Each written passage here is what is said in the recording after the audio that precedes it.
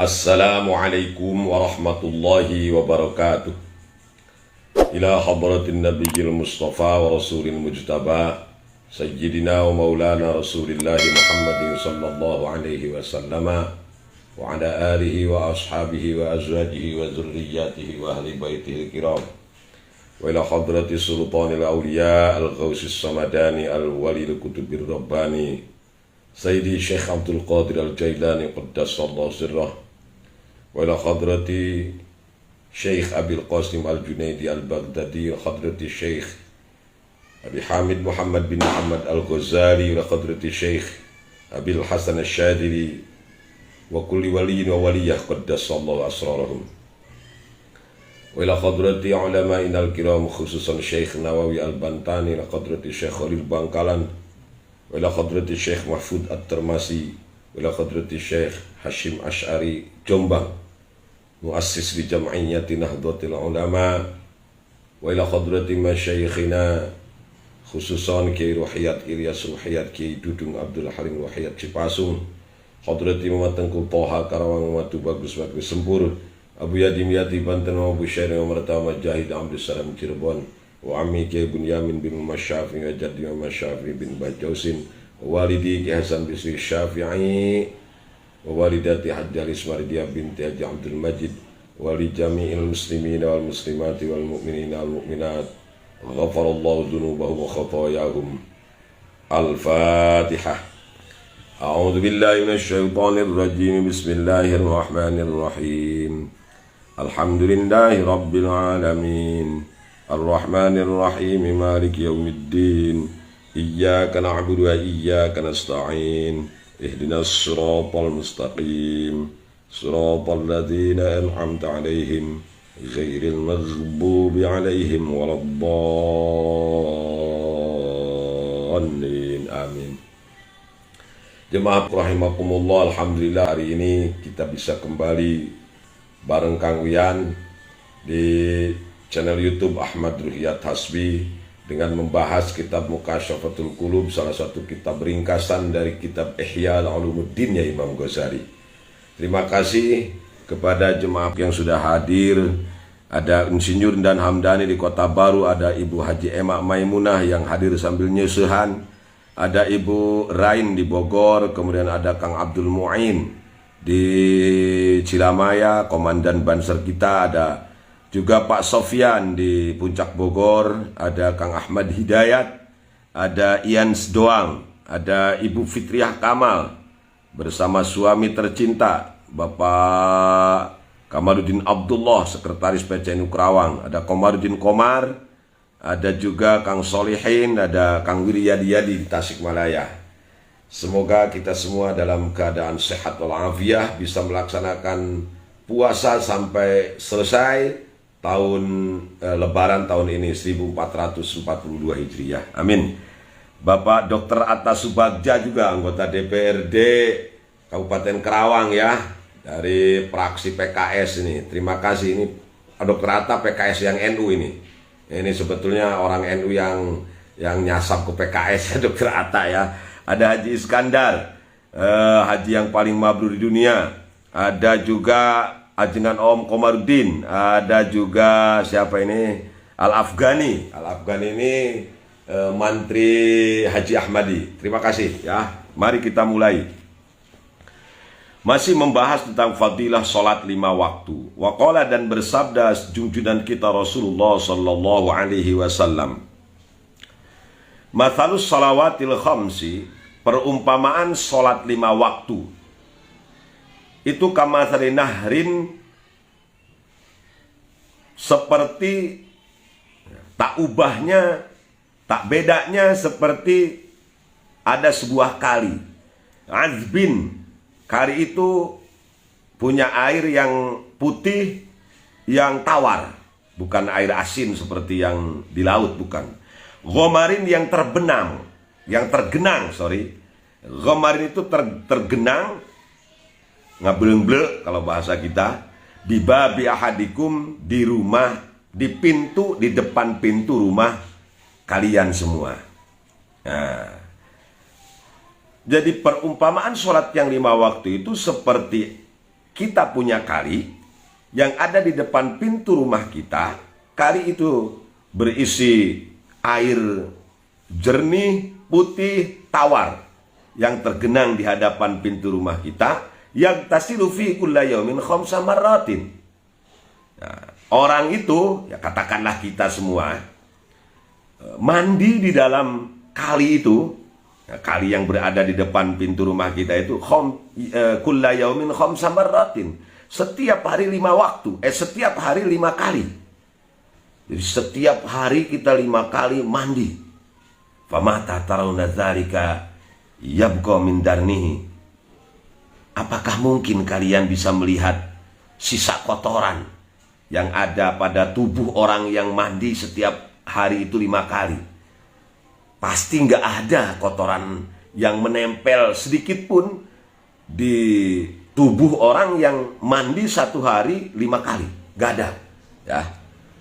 Walau Ustadz Naila Mufti yang sehari mandi, kadang-kadang mandi, kadang-kadang enggak. Usup-usup yang 1 minggu 1 kali mandinya. Haji Iskandar yang mandinya juga ya setiap Jumat sekali, ya itu kotorannya bisa bersih. Kita rata-rata mandi itu ya sehari 2 kali lah ya. Nah, 2 kali. Kecuali kalau mungkin bulan Ramadan ini ya, karena panas mungkin bisa nambah supaya mendinginkan tubuh kita, ya, mungkin bisa 3 atau 4 kali. Itu kan bisa tidak ada tersisa kotoran pada tubuh kita. Lah ini tiap hari orang mandi 5 kali, dan itu otomatis setiap kali melewati pintu rumah kita pasti kita mandi 5 kali dalam sehari. Kita bayangkan di depan rumah kita ini ada sebuah kali atau kolam lah ya, yang airnya jernih. Ya, kalau orang kolam tidak ngalir, ini kali airnya jernih, mengalir terus. Airnya jernih, bersih, tawar. Air tawar bukan air asin maksudnya. Itu yang menggenangi di depan rumah kita, yang tergenang di depan rumah kita. Kita otomatis setiap hari itu melewati si kali ini ya, sebanyak 5 kali dalam sehari. Tentu tidak ada kotoran yang tersisa dalam tubuh kita. Qalu, menjawab para sahabat, la syai', tidak ada ya Rasul. Nggak ada kotoran yang menempel pada tubuh seseorang kalau dia mandi sehari 5 kali. Orang Haji Iskandar saja mandinya itu yang 1 hari 1 kali saja bersih ya, apalagi ini mandinya 5 kali dalam sehari. Itulah perumpamaan orang yang muslim yang melakukan sholat sehari 5 kali, seperti halnya seseorang yang mandi 5 kali dalam sehari. Artinya maknanya hadis ini adalah sholat fardu ini menjadi kifarat terhadap dosa yang kita lakukan. Dosa subuh sampai zuhur, ya, pagi sampai siang itu dihapus. Kalau kita melakukan dosa, atau kalau kita punya dosa, itu dihapus oleh sholat zuhur. Nah, kecuali kalau bulan Ramadan, saya kira kalau subuh sampai zuhur agak ringan dosanya ini. Nah, karena rata-rata ya, terutama kaum Nahdijin itu rata-rata setelah subuh tidur kan. Apalagi pengangguran seperti saya, seperti Ustadz Naila Mufti bin Ajib bin Antum, pasti kalau habis subuh tidur ya, bangun jam 10, sholat duha, sholat duha, santai sebentar, sholat zuhur. Nah, jadi dari pagi sampai siang itu kalau kita melakukan dosa, ada guru kita Pak Haji Harun Ar-Rasyid di Singaparna, Tasikmalaya. Alhamdulillah, semoga panjang umur, sehat selalu ya guruku. Mohon doanya guru. Itu pasti bersih dengan sholat zuhur. Nah, dari zuhur ke asar, kalau ada dosa, nanti sholat asar, maka selama waktu zuhur ke asar itu dihapuskan oleh Allah dosanya. Kemudian asar sampai maghrib, kalaupun punya dosa, terutama dosa yang berhubungan dengan Allah ya, itu pasti langsung hilang dengan sholat maghrib. Nah, kemudian dari maghrib ke isya dihilangkan sama sholat isya, dan isya ke subuh dihilangkan sama sholat subuh. Demikian tiap hari kita melakukan aktivitas itu. Kita lakukan sholat 5 waktu dalam sehari semalam, berarti kita membersihkan diri kita dari semua kotoran dosa sebanyak 5 kali. Nah, ya. Jadi fungsi dari sholat yang kita lakukan ini menurut hadis ini adalah sebagai kifarat terhadap dosa-dosa yang kita lakukan. Tentu sholat yang dimaksud adalah sholat yang benar ya, sesuai aturan fikih, yang sesuai dengan syarat dan rukun sholat, dihindari mubtilatus sholatnya. Nah, kemudian diisi hatinya dengan ikhlas, tidak ada riya, tidak ada sum'ah, tidak ada ujub. Nah, kemudian juga sholatnya juga konsentrasi penuh alias khusyuk. Nah, itu sholat seperti itulah yang akan menjadi kifarat terhadap dosa-dosa yang kita lakukan. Ya, mudah-mudahan saja. Saya kemarin juga sering menyampaikan, walaupun kita belum 100% bisa khusyuk, ketika takbiratul ihram kita khusyuk, baca doa iftitah kita mulai kawur. Nah, itu jangan dibiarkan imajinasi kita atau pikiran kita itu mengikuti apa yang ada dalam alur pikiran. Ya, hati kita tidak boleh ikut arus pikiran kita. Maka ketika ketika selesai membaca doa iftitah, kita lanjutkan ke surat Al-Fatihah. Konsentrasi lagi.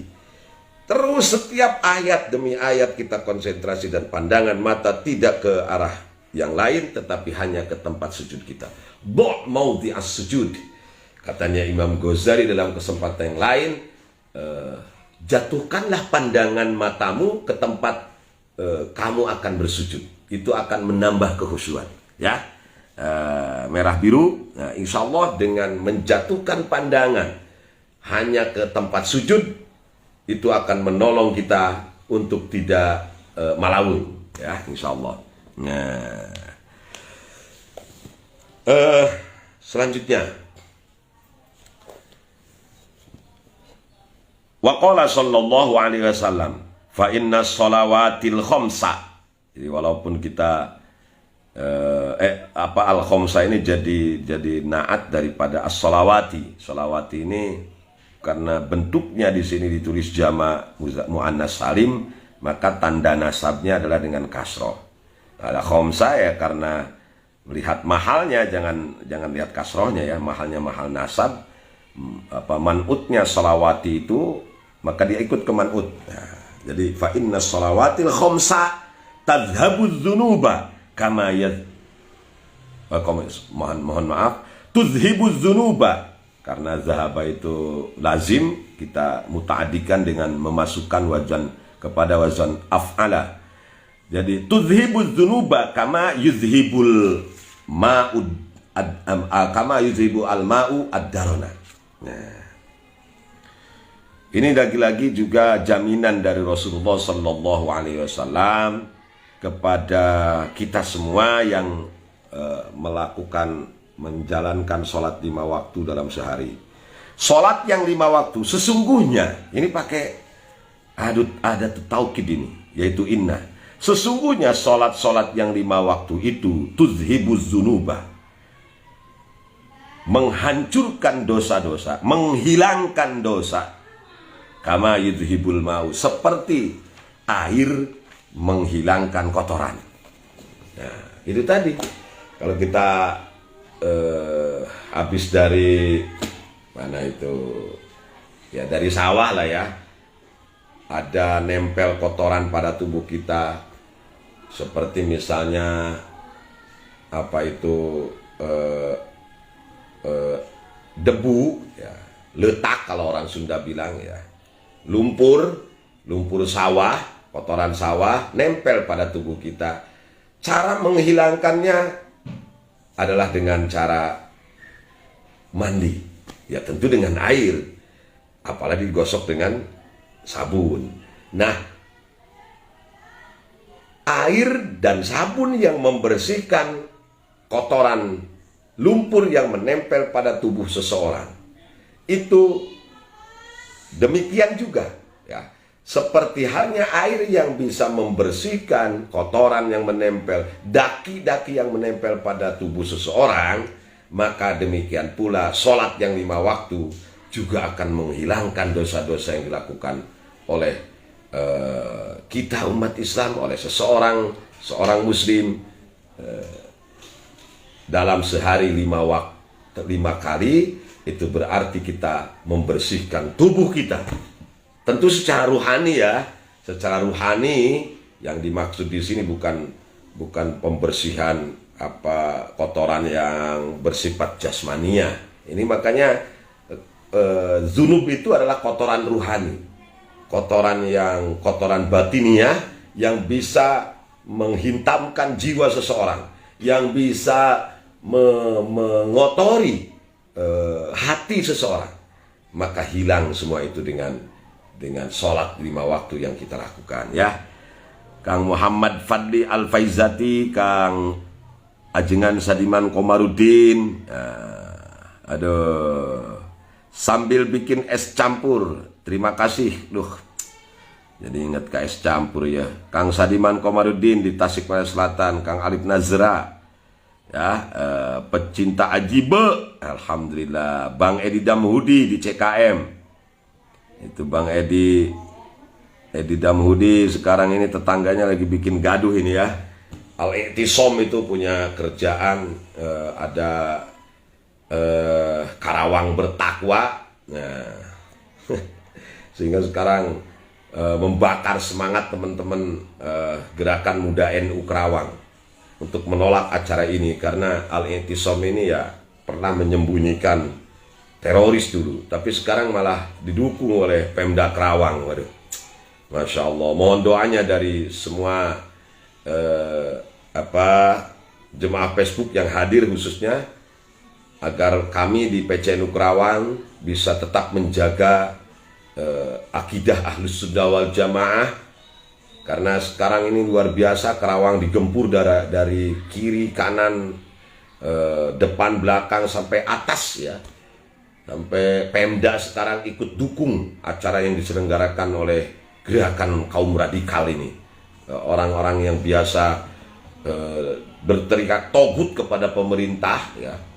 Semua pemerintah dianggap togut, justru sekarang malah diraih oleh pemerintah, Pak Pemda Karawang. Ini bahaya ini. Masya Allah. Mohon doanya dari semuanya ya, supaya NU bisa bergerak cepat agar gerakan radikalis ini yang dilakukan oleh kaum radikal ini tidak merambah ke bumi Karawang tercinta ya. Bahaya ini. Aduh, Masya Allah. Selanjutnya waqala, dan bersabda junjungan kita Rasulullah sallallahu alaihi wasallam, innas salawati kifaratun lima bainahunna majtanabatil kabair. Nah, dari tadi kita bertanya-tanya bahwa dalam 2 hadis di atas disampaikan sholat itu menjadi kifarat terhadap dosa-dosa. Dosa yang mana? Nah, itu kan pertanyaan kita. Nah, ini dijawab oleh hadis selanjutnya. Sesungguhnya sholat ini, bahkan ini umum, sholat ini bukan hanya sholat fardu ya. Inna sholawati kifaratun lima bainahunna majtanabatil kabair. Sesungguhnya sholat ini, tentu yang dimaksud adalah sholat fardu kalau di sini ya.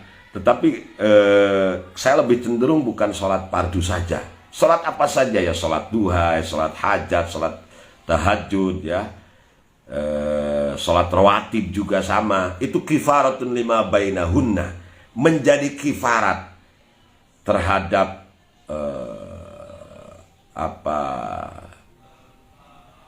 dosa-dosa yang dilakukan antara satu waktu sholat dengan sholat yang lain. Majtanabatil kabair ya, selama dosanya itu tidak selama dia menjauhi dosa-dosa yang besar. Nah, majtanabatal kabair. Mohon maaf ini. Majtanabatal kabair selama engkau menjauhi dosa-dosa gede. Nah, jadi sholat yang kita lakukan, khususnya sholat fardu dari subuh, dari pagi sampai siang, kita sholat zuhur, maka sholat itu menghapuskan dosa antara pagi sampai zuhur itu. Majtanabatal kabairo, selama engkau menjauhi dosa-dosa besar. Apa itu dosa besar? Ya, dosa besar itu asyirku billah, menyekutukan Allah. Ya, kalau urusan dengan menyekutukan Allah, ya mohon maaf, itu harus melalui tobat ya. Tidak cukup dengan sholat fardu. Kemudian membunuh orang, itu dosa besar. Kemudian juga mabok, dosa besar. Berzina, dosa besar. Berzina itu bersetubuh dengan lawan jenis tanpa melalui pintu nikah, itu namanya zina. Dengan persetubuhan yang jelas sekali, ya. Nah, itu termasuk dosa besar. Selama kalian semua tidak melakukan dosa besar, kata baginda Nabi, maka dosa-dosa yang sedang menengah ke bawah ya, itu bisa hilang dengan sholat yang kita lakukan. Tentu sekali lagi sholatnya sholat yang benar, ya Haji Kandar, bukan sholat yang seenaknya, bukan sholat yang tidak sesuai dengan syarat rukunnya, bukan sholat yang riya, yang tidak ikhlas, yang ada ujubnya dalam hatinya setelah melakukannya, tapi sholat yang selamat dari riya, dari sum'ah, dari ujub, sholat yang benar-benar ikhlas, sholat yang khusyuk, itu dapat menjadi kifarat terhadap dosa-dosa yang kita lakukan, ya. Masya Allah. Cuma yang jadi pertanyaan, sholat kita mampu nggak menjadi sholat yang bisa menghilangkan dosa itu? Itu yang jadi masalahnya. Yang jadi problem selanjutnya adalah, apakah sholat yang kita lakukan termasuk sholat yang bisa menghancurkan dosa-dosa? Apakah sholat yang kita lakukan termasuk ke dalam kategori sholat yang menjadi kifarat terhadap dosa kita? Apakah sholat yang kita lakukan itu adalah sholat yang bisa melebur semua dosa-dosa yang kita lakukan? Itu yang jadi problem, jadi pertanyaan, jadi masalah. Ya tentu harapan kita seperti itu. Tapi kita harus berusaha, Ibu Tanti Tarsiah ya, di Republik Selang, harus berusaha dengan penuh semangat agar sholat kita adalah sholat yang bisa menghancurkan dosa, terutama dosa-dosa kecil itu. Ya.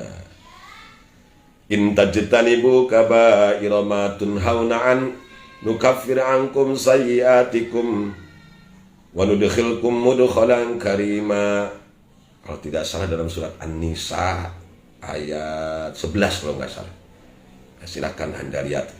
Kalau kalian semua menjauhi dosa-dosa besar, kaba'ira ma tunhauna an, kalian meninggalkan syirik, meninggalkan bunuh-membunuh, meninggalkan madon, berzina, meninggalkan mabok-mabokan, narkoba dan lain sebagainya. Nah, kalau kalian bisa meninggalkan semua itu, sholatnya yang rajin, sholatnya yang benar, maka nukaffir angkum sayyiatikum, semua kesalahan.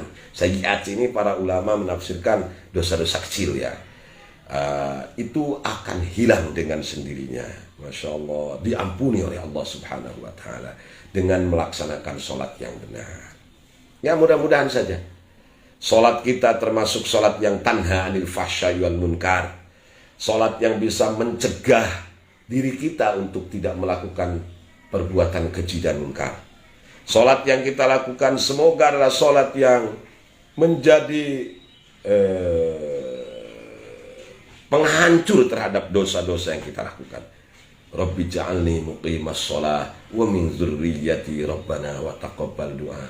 Ya Allah, jadikan sholat kami. Jadikan kami semua adalah orang-orang yang mendirikan sholat, orang-orang yang menjalankan sholat dengan sebaik mungkin. Bahkan wa min dzurriyyati, bukan hanya kami ya Allah, tetapi adalah juga termasuk anak turunan kami, murid-murid kami, generasi penerus kami adalah generasi-generasi sholat yang melaksanakan sholat dengan baik dan benar. Ya Allah, jadi melalui firman, melalui sabda Rasul Sallallahu Alaihi Wasallam ini, bahwa sholat fardu itu bisa menjadi kifarat terhadap dosa, kecuali dosa kabair, dosa-dosa besar tidak cukup hilang dengan sholat fardu, tetapi dengan sholat tobat, dengan tangisan yang penyesalan yang sungguh keluar dari dalam hati orang yang bertaubat itu, barulah diterima. Bapak Sofyan ya, betul. Terima kasih Pak Sofyan, semangatnya jangan diberi tempat untuk radikalisme. Nah, ini mohon doanya Pak Sofyan. Karawang ini sudah menjadi sasaran empuk kaum radikal ini. Bahkan mereka sudah merambah ke Pemda ini. Bupatinya dukung, terus apa itu ketua MUI-nya bahkan ikut sambutan ya, mau ikut sambutan ya. Mudah-mudahan ketua MUI kemudian Pak Sekda Karawang mendengar apa yang saya sampaikan ini, atau kalaupun nggak mendengar, ada yang menyampaikan ya, bahwa PCNU Karawang menolak keras acara Karawang Bertakwa yang diadakan oleh pesantren Al-I'tisam, sebuah pesantren radikal, sebuah pesantren Wahabi. Kemudian di sana tempat berkumpul mantan ketua HTI juga aktivis sana, juga guru di sana, narasumbernya juga mantan ketua FPI, mantan ketua HTI. Loh, kok Pemda malah ikut dukung, bupati malah ikut mau sambutan, gimana ini? Masya Allah, gimana ini Karawang sampai terjadi seperti ini ya. Maka PCNU Karawang, NU di Kabupaten Karawang, seluruh kaum Nadiin Karawang menolak keras acara itu. Karawang Bertakwa yang didalangi ya, didukung oleh yang